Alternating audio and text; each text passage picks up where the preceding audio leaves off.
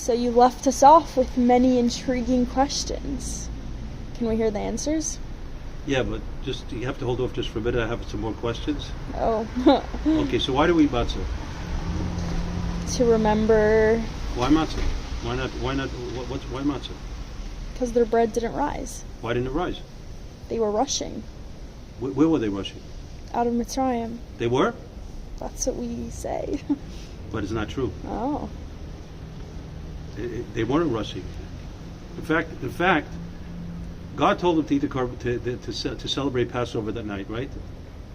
The night of the 15th, and they had all the families every family stayed in their home, and the whole extended family, they had a whole seder, and when they finished the seder, did they leave Mitzrayim? Did they leave Egypt?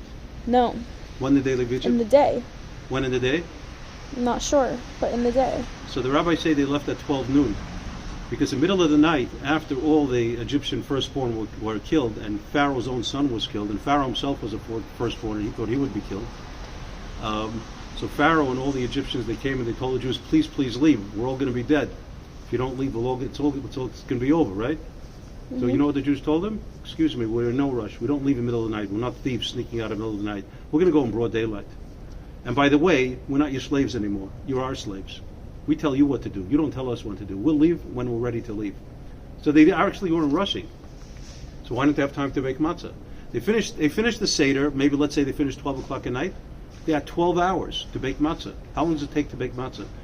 If it's more than 18 minutes from the time you start till you finish, till it's in the oven, right? Till it's baked, it becomes chametz.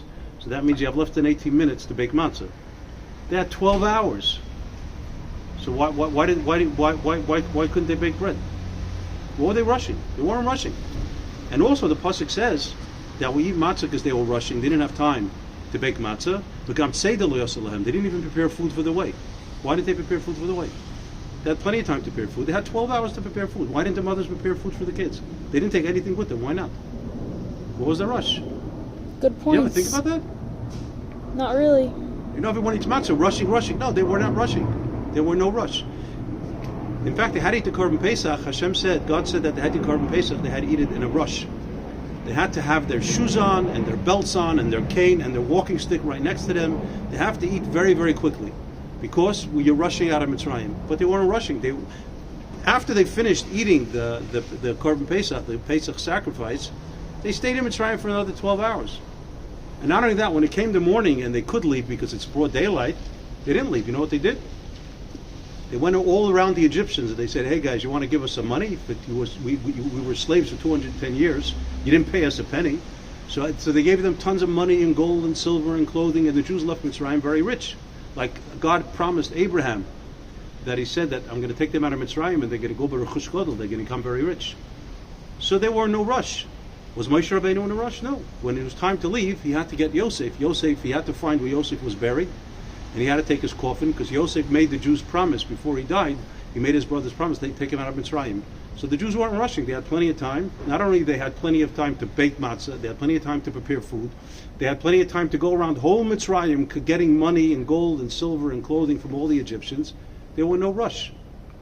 So what's this thing that they were rushing? Why do we say that? Because you were rushing out of Mitzrayim. They weren't rushing out of Mitzrayim. The whole reason why we have to get rid of chametz and make ourselves crazy and clean our house, not even a bread, not even a crumb, no chametz, just matzah, is because we have to eat matzah because they were rushing, but they weren't even rushing. Is that a good question? Great question. I want to ask you something else. You never thought of this question? I don't think so. I want to ask you another question. Let's say they did rush. Okay. So you think you should celebrate that? Not Is that really. a good thing to rush? Who rushes somebody else? Somebody pushes you around and says, rush, go. Who pushes you around? If you're a slave. Somebody who's your boss, right? Yeah. So let's say they were rushed. I'm saying they weren't even rushed, but let's say they were rushed. Is that something you celebrate? We have a whole holiday based on rushing. We have to eat matzah, no chametz, right? We have to eat the korban pesach, rush. Why are you celebrating that? That's a bad thing. That doesn't show we're free.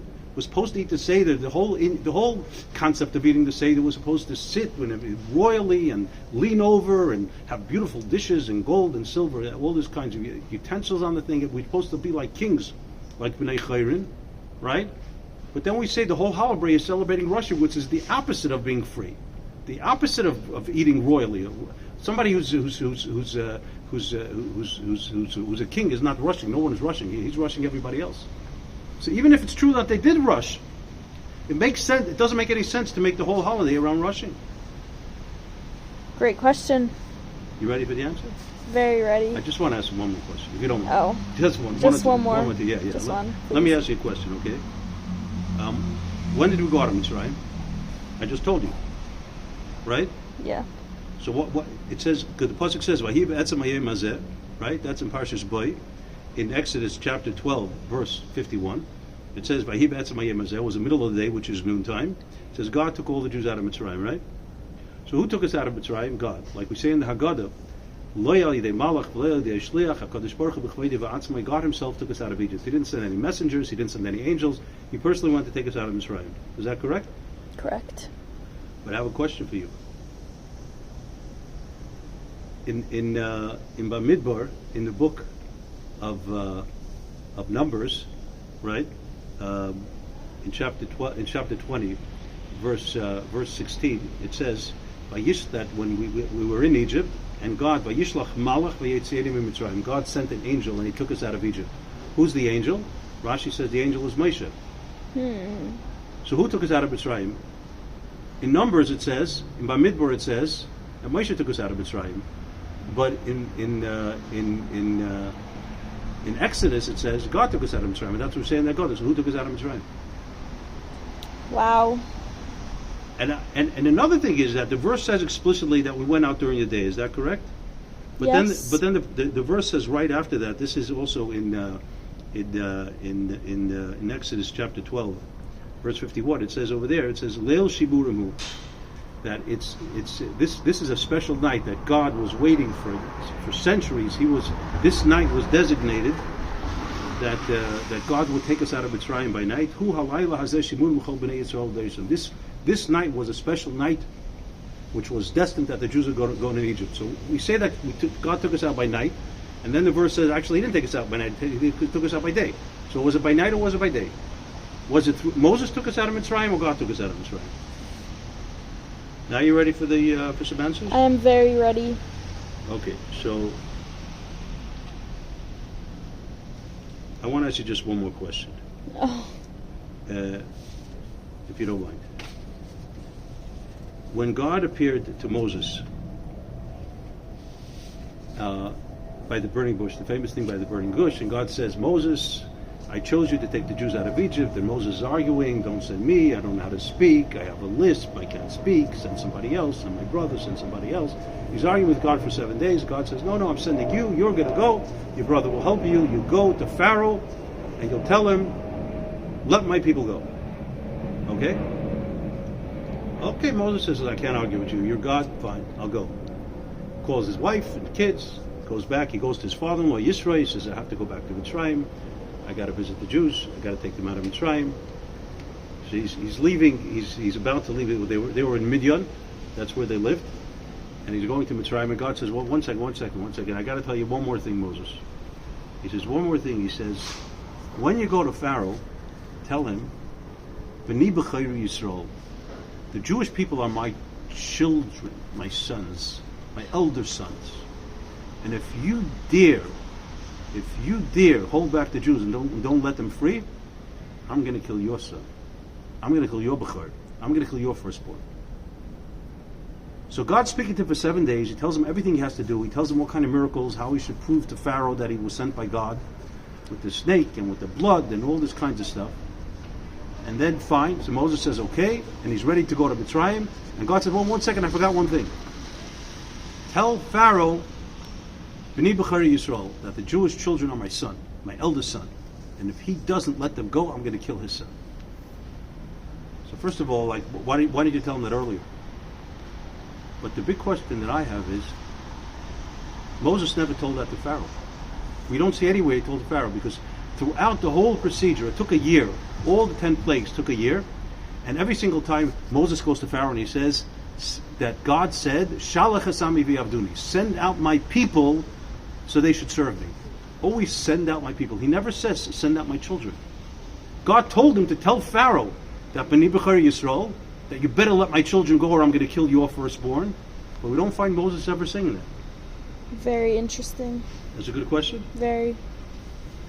And there's something very, very unique about being God's children. It's very different than being God's nation. What does it mean, God's nation? God's nation means that God is choosing us for a mission. I am appointing you for an important mission, that you are going to teach the world that there's a God in this world. You're going to teach the world about morality. You're going to teach the world the truth. And that's why God told Abraham, and he told Isaac, and he told Jacob, the Jews will be a blessing to the world. They will bring blessing to the world by teaching them that there's a God. So we find throughout the Chumash, throughout the Torah, the Jews are referred to as God's people. We're chosen for a mission, right? To bring blessing to the world, to teach them about God. We're never referred to as God's children. The only place we're referred to as God's children is only one place in the Torah. Thousands of times we're God's people. Only one place we're referred to. Over here, first of all, when God tells Moses, and he says, tell Pharaoh that the Jewish people are my children, and he better let them go or else I'll kill his child. Right? And there's one other mitzvah in the Torah that says, that if somebody, God forbid, if they lose a loved one, and they're really very pained. So there used to be a pagan custom that people would pull their hair out and people would scratch themselves and make themselves bleed in grief. And God says, you can't do that. You can't do that. You're not allowed to do that. You could mourn, you could cry, but you can't wound yourself like that.